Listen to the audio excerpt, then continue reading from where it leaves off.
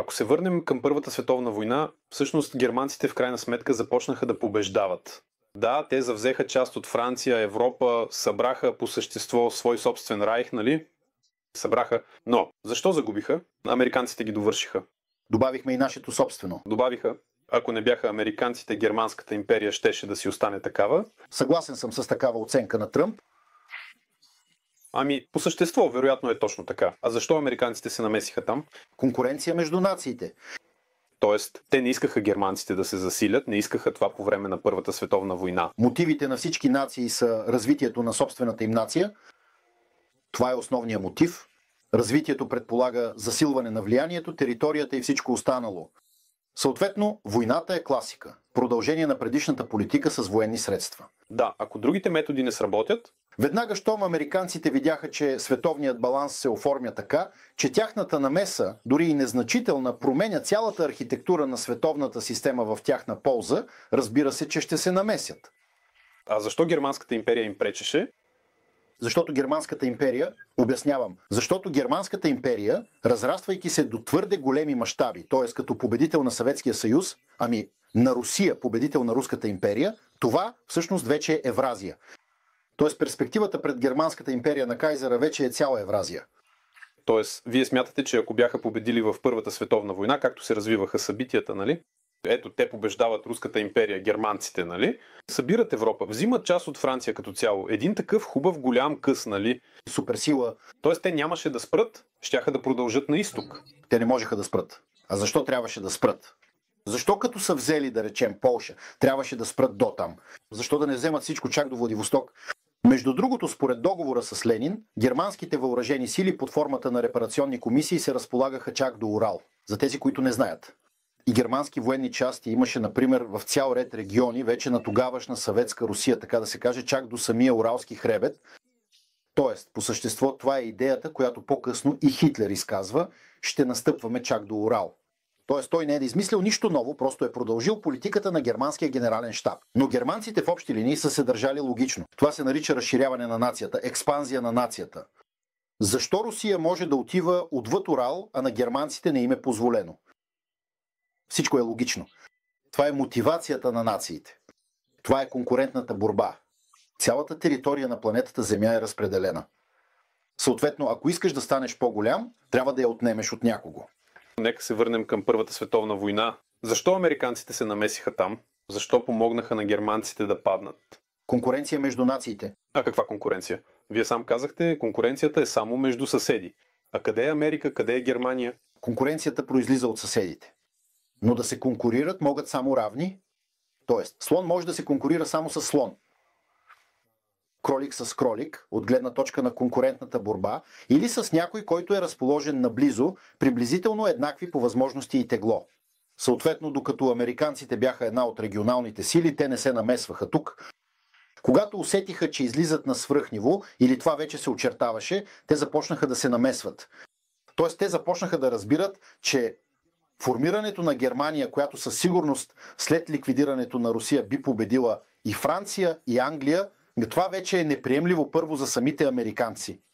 Второ, те не можеха да го допуснат, защото това би било предизвикателство за тях на втория етап след 20, 30, 50 години. Тоест Германия се превръщаше в силен конкурент на Съединените американски щати вече на глобално ниво. На глобално ниво. Това е от гледна точка на опасенията, а от гледна точка на движението напред, на развитието. Просто Америка стана толкова мощна, че вече разглеждаше своите съседи, така да се каже, наблизо, през Атлантическия океан. И съответно, тя искаше да получи резултата от Първата световна война и го получи под формата на засилване на САЩ. Първоначално икономическо, защото благодарение на това, че снабдяваха всички воюващи държави, те събраха от тях и пари и развиха своята индустрия, преодоляха кризата, която имаше в Америка. А след това и политическо. От гледна точка на закона за конкуренцията между нациите, тяхната мотивация е разбираема. Ако те си бяха стояли там и не се бяха намесвали никъде, след 20-30 години щяха да се сблъскат с агресията на Германия. Която, така да се каже, би подчинила Русия, би станала мощна Европа и би тръгнала към Америка. Автоматично. А защо всички се насочваха към Америка? Още от времето на Наполеоновите войни. Това е конкурентна борба. ресурси. Ясно е, че става дума за ресурси. Конкурентна борба. Всяка голяма държава, а още повече империя, като следващ етап на държавността, иска да се разширява. Това е основен принцип. Основен принцип. Разширявай се, разширявай се, разширявай се. Когато заемеш своето място, когато достигнеш физическите си граници, например в този регион в Евразия, неизбежно ще се насочиш към друг континент. Това е принципът на конкурентната борба между човека и нацията. Да се разширяваш, докато не те спрат другите. Тоест, ще се раздуваш, докато не те спре някой друг, който също се раздува. И именно този момент на сблъсък на амбициите е новата граница. В резултат на изострянето под формата на световна война, ако трябва да го кажем грубо, ето така е. Тоест, вие смятате, че в началото на 20 век Съединените щати вече са достигнали, да кажем, излезли са на етапа на глобална сила и са започнали да се намесват в процесите на други континенти, за да не допуснат бъдеща конкуренция за себе си. Те овладяха Северна Америка, завзеха там и Мексико, отрязаха и 2/3 от територията. Тук в общи линии Аляска, там като контролират и Канада. Канада по същество беше изцяло в техния, така да се каже, управленски формат. Сега в техен формат? Да, в техния формат. И те, след като запълниха своето пространство, започнаха да излизат от гнездото. Трябваше да насочат експанзията си някъде. Къде да я насочат? Само към Европа. По две причини. От съображения за сигурност, или те ще дойдат в Европа, или Европа ще дойде при тях. И втората причина – обективното желание да разширяват мащаба на своята империя. Разбираемо, разумно и логично. Моля ви, увеличавайте в Африка, в Южна Америка. А щяха ли да им позволят? А защо не им позволиха? Африка, между другото, е изцяло под Европа. Там е колония на Великобритания, там е колония на Германия, там е колония на Белгия. Да. Затова, как изобщо да се намесиш там?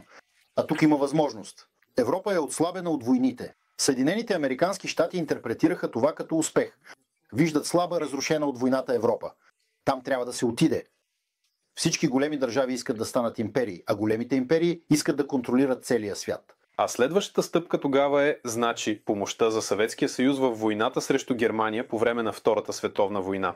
Да, продължение на политиката, за да може германците отново да тръгнат. Тук Тръгнаха. И така, Първата световна война, Така, Втората световна война. изходните позиции са напълно еднакви.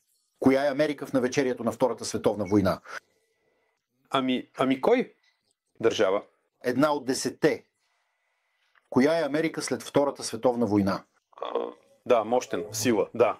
Тоест, за 30 години е постигнат скок, който други империи правят за цели 200 дълги години. Това наистина е изключително качествено и ефективно управление.